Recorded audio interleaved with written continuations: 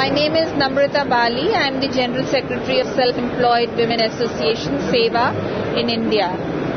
We are a very large organization of women with 700,000 women, mostly poor women who come from the unorganized sector, women who are home-based workers, vendors, hawkers, manual laborers, producers, who have organized themselves into small cooperatives or their own self-help groups. And how does it come into this process? Okay. Just to come to the question of why SEVA is in Visas, let me just say that we are an organization which is almost 33 years old, and we have been organizing women around different issues. Basically, whatever issues come from the women themselves, it could be the issue of employment in agriculture, it could be the issue of health for women, reproductive health, it could be the issue of having your own insurance program, having your own microfinance program, having your own leadership training program, becoming managers and owners of your own organizations.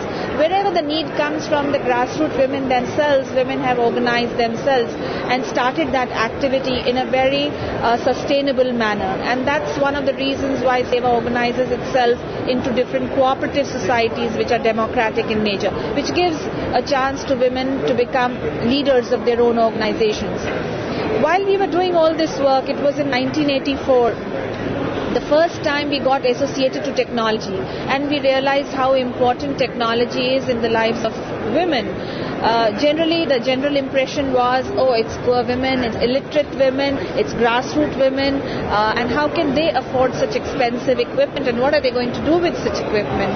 But again, here, women had their own innovative ideas. Once they got exposed to technology, once they saw a video camera, once they saw how the video camera worked, they made their own stories, and they made these stories of policy and impact work. For example, the vendors, they made a story on the harassment they go through every day when they sit in the open market by the traffic police, by the municipal corporation. And this short film helped them to campaign to get license to sit in the very busy market. So they know, when technology comes into their hands, they know how to use it. Similarly, they made video documentaries.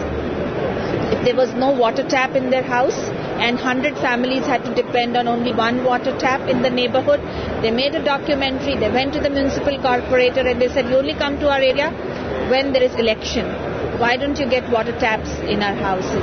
So this was our entry into using communication technology, like making your own television programs and getting the voice of very grassroots women to the mainstream media. It was later in the years that we got associated more and more to different kinds of technology. And then it was the realization of how computers could help women in organizing themselves and doing their bookkeeping and accountancy work. Women manage their own houses. They know how to budget their houses and their household expenses. But when they started their own microfinance self-help groups, when they made their own cooperative bank, they had to first learn how to do bookkeeping and accountancy. And this was literate women, never been to school. They had to get the initial training in that. They were doing it all manually, and for the first time they saw the computer in their lives. Softwares had to be prepared in their own languages. But it made a big difference in their lives because their efficiency increased when young girls, their own daughters who came up and they learned computer technology and started doing the bookkeeping and accountancy work for them. Similarly, satellite communication. Generally, satellite communication is supposed to be a very expensive affair. But when you are diversified, when you are geographically scattered, sometimes a satellite communication really works for women. Women who are living in the remotest village, they need technology. They need the message to come across to them at the right minute. And here the satellite communication, just by having a dish antenna and a monitor, which women could themselves operate upon, they were trained into that, they could get the message across to thousands of women at one single go in times when there were natural disasters like earthquake, a cyclone or an epidemic. This was another example of using information technology. The last thing that I would like to say over here was that our own cooperative bank started its own scheme of mobile phones. In our country, not all villages are linked with landline connections, and we don't have networks everywhere. But women, when they came to know how to use a telephone, they used their hard-earned savings in buying a telephone connection or buying a mobile phone. And this helped them largely because it saved their wages and their transportation costs. Any woman who had to go and get from the wholesaler some stuff, or if she had to go to the state level office to get some information, she had to travel for 2 days, spending her money on transportation and also losing her wages. But a simple mobile phone, just by a simple phone call, she could manage to get in contact with the right person and save those expenses that she would have incurred if that telephone connection was not. So they knew how to make it a very cost-effective thing.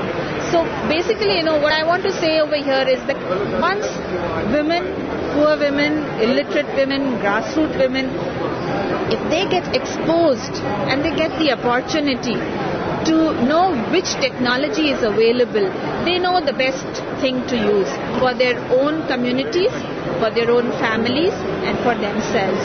But that exposure and that opportunity is needed, and for that you need multi-stakeholder partnerships. You need a public sector, you need a private sector, and not forgetting the people sector, which is the largest amongst the poor. That's their own sector, because they are the people who are going to take the action and the implementation with the technology. But how many of them are really represented in these kind of forums? Very few. How many really have their voices heard in the mainstream? Very few. And I think we have to get better organized. We women ourselves, we who are always told as grassroots, poor, illiterate women, we have to leave all these words on one side, and just as women who are contributing to the economy, women who can take up any opportunity, we have to be represented and take the voice of many, many women like us to these kind of arenas where we can see that policies are made for us. They are pro-poor policies, but they are pro-women policies, which get technology to them and which helps their community to become much more sustainable in nature. Thank you. I just also ask, it's quite interesting, digital equality, for example, in developing countries and developed. What about in gender issues? Well, I come from a country where the divide is very large, and we come from a patriarchal society, so the mobility of women is not there.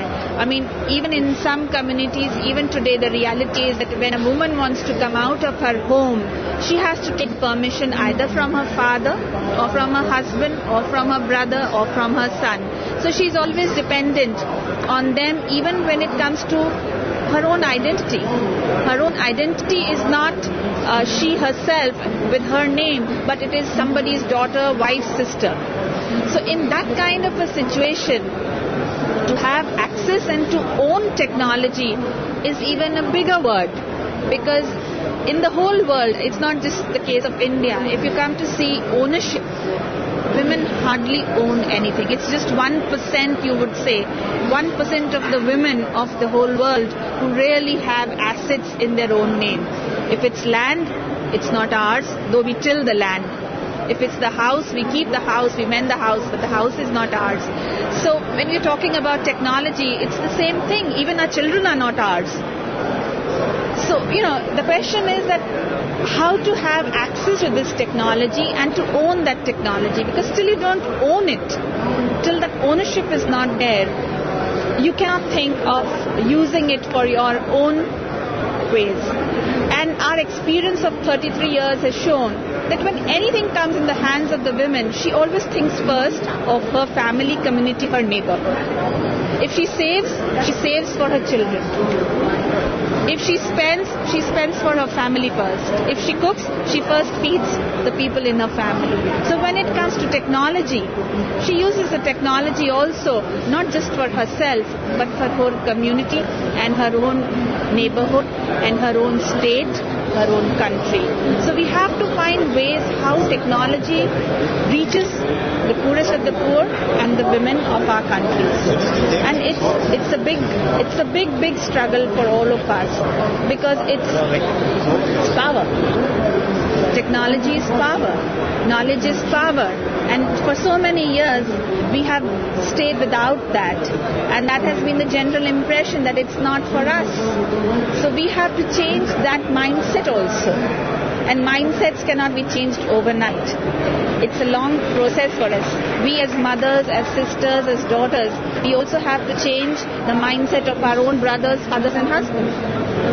So it starts from home first, to see that the gender equality starts from the family itself, and then it goes on to asset building and having ownership and being realized that we are also equitable in the mainstream of our country.